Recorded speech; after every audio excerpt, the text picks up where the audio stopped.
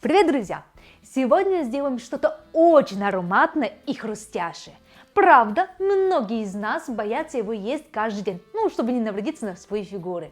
Но я уверена, что при запахе и аромате свежевыпеченного французского багета не каждый может устоять. Нам нужно всего лишь 4 ингредиента. В миску я просеяла муку 650 мл, 2 раза просеяла. Туда мы добавим живые дрожжи. На данном этапе добавляем воду комнатной температуры. Я оставлю себе чуть-чуть водички, чтобы я растворила соль в ней. Мешаем до тех пор, пока тесто перестанет прилипать к рукам и получит гладкую консистенцию. Вот какое тесто у нас получилось спустя 10 минут мешания. Видите, оно более эластичное получилось, и оно уже не прилипает так сильно к нашим рукам. Наш колобочек мы отправляем в контейнере, а после этого оставляем в холодильнике где-то на 15-20 часов. Сколько больше наше тесто будет ферментировать, настолько вкуснее получится наш багет. Давайте посмотреть, что произошло с нашим тестом. Вот как оно сейчас выглядит.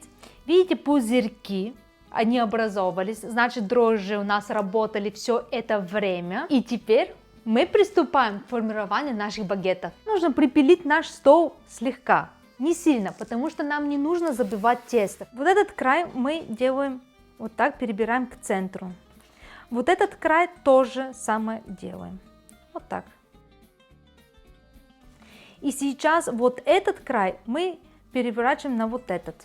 То есть вот так. С помощью вот этого пальца мы вот так защипаем. Вот это будет дно нашего багета. Разворачиваем. И вот эти кончики, только вот эти кончики с помощью ладони чуть-чуть припиляем. Вот так крутим. Раз, два, три. Наш багет готов. По краям ставим полотенец, чтобы форму держали, а бумагу делаем вид гармошки. Накрываем влажным полотенцем и оставляем на расстойку на 20-30 минут. Нам нужно сделать вот такие прорезы.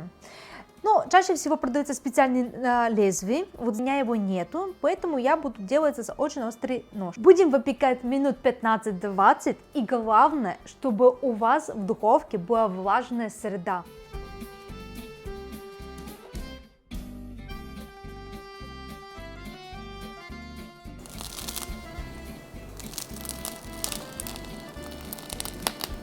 Если вам понравился сегодняшний рецепт, ставьте лайки, подпишитесь на наш канал и до новых встреч, ребята. Пока!